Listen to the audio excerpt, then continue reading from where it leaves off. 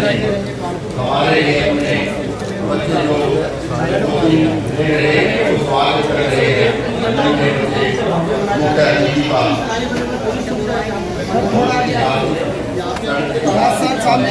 सालवी के साथ स्वागत करते शामिल हो सकते हैं। आप एजुकेशन की तरफ चल रहे हैं, इसका क्या सोच से चले, क्या कारण रहे?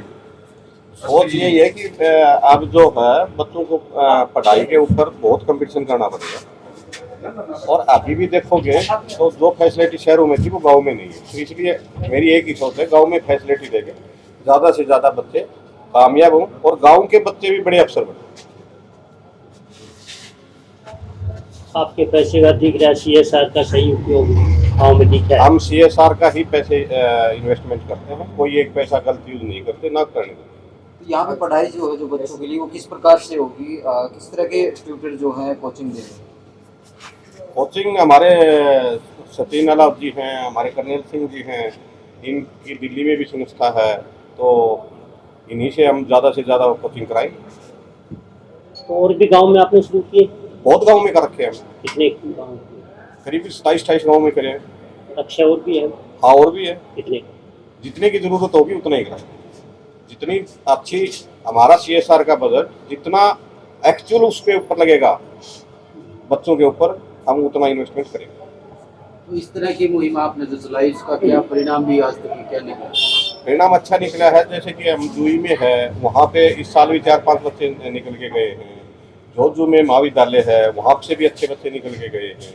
और भी अभी तो हमने शुरुआत करी है, 5-4 साल में और अच्छा रिजल्ट आएगा।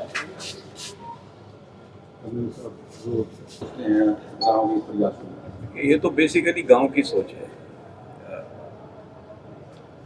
गांव के लोगों ने,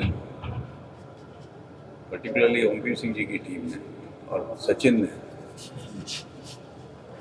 इनका एक विश्वास है, इच्छा है कि गांव के बच्चे पढ़ें, उनको अच्छी एजुकेशन मिले, उनको मेंटरिंग कर सकते हैं, उनको गाइड कर सकते हैं। यहाँ पर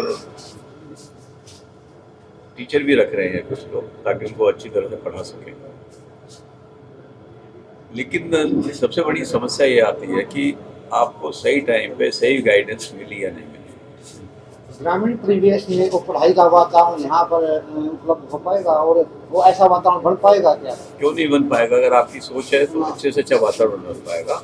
वातावरण तो इन्होंने ऑलरेडी बना दिया है, सचिन जी ने, अनिल जी ने, इन्होंने वातावरण तो बना दिया है।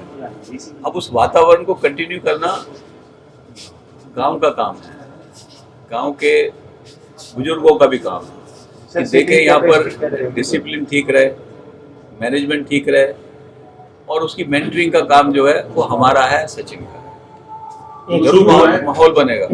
गाँव वाले दे देते हैं, लेकिन एक अनुभव और एक आधार देना। आपका अनुभव है दिल्ली का, तो आपका अनुभव अगर इनके साथ इंक्लूड होगा तो कहीं ना परिणाम भी ज्यादा अच्छे आएंगे, तो उम्मीद है। बिल्कुल अनुभव है, हमारी अच्छी टीम है, काफी लोग हैं साथ में, तो उसका फायदा होगा। एक बात आमतौर पर देखने को मिलता है, जो अधिकारी वर्ग होता है वो समाज से कटा होता है। पहली बार देखने को मिल रहा है अधिकारी भी जो है सोशल कार्यों में आगे आए हैं। कैसा अनुभव करें? अधिकारियों का अल्टीमेटली हम कहाँ से आए हैं? समाज से। अगर मैं देखूं, हमारी एजुकेशन कहाँ से हुई? समाज के पैसों से।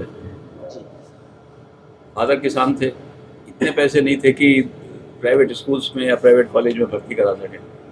सरकारी स्कूलों में, सरकारी कॉलेजों में पढ़े। अब अगर वो पैसे किसके थे? समाज के थे। सरकार के पास समाज के पैसे आएंगे, और अगर हम समाज को रिटर्न नहीं करते, और अगर हम अपने देश को आगे नहीं ले जाते, क्योंकि बच्चे अगर अच्छा करेंगे तो देश आगे जाएगा, तो हमारा देश ही गिरेगा, उसका फ़ायदा नहीं होगा। ग्रामीण क्षेत्रों में जो अभी एजुकेशन है वो बहुत अच्छे स्टैंडर्ड की नहीं है।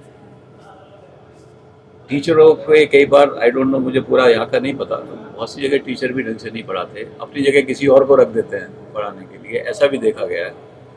तो अगर एक गांव में सोच आएगी कि हमें अपने बच्चों को आगे बढ़ाना है, और ये सोच गांव की है, तो सडनली बच्चे आगे बढ़ेंगे। अगर सोच ये है कि भाई हमें तो कुछ भी करना है, तो फिर वो बच्चे कुछ भी करेंगे, वो फ़ायदा नहीं होगा।